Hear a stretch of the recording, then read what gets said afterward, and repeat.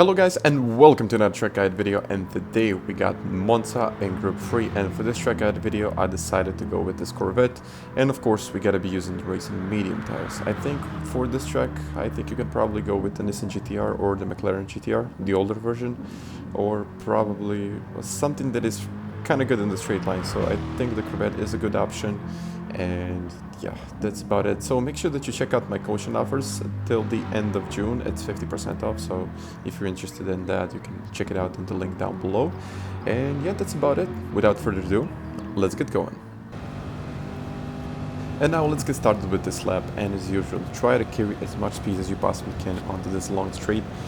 And I would really say revving up the car to about 85%, that's about it. So make sure that you short shift the car here. Just before the 150, you got this line, so this is where I usually brake, and when I get to this point, you can actually see the crane on the left. So when this goes out of sight, I start to steer into the corner while downshifting in the first gear. So once you start steering in, then you downshift it, not before that. And again, here, put the power down and as early as you possibly can in the second gear, and I slightly tap the brakes before the second part of the chicane, and you can see here I'm very much in front, so this is going really good.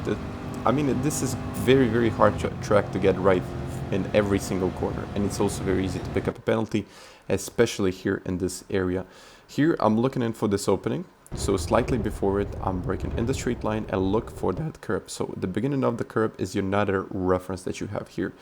Wait for it and then turning in while downshifting, another similar thing as before, second gear, and as you rev up the car, third gear on the way out. I found out that this is kind of helping the car with the stability, plus you get the traction, and it really works out well, that upshift in the third gear. Here, after the 50-meter sign, you have the shadow, just right on the shadow, not even before or not later, just on the shadow.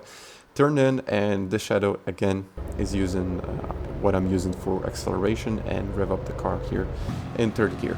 So another 50-meter reference, and this time slightly before it at about 60, I would say 60 meters is your braking point. But again, do not really, I would say, do not overdo the trail braking here. So just let the car coast and do not let it slide that much. So you want a bit of a slide, but not too much, so you can carry the speed again onto the straight. And I think that's the way to go. Rather sliding is not really necessary at this point. I think it just slows you down a bit too much. So here again, one opening just before it, brake, look for the 50-meter sign. Is kind of the indicator when I start to turn in. Not really there, but I would say like when you pass the 50, upshift in the fourth gear, a little lift from the throttle, and sometimes even going a bit wide here is not a problem.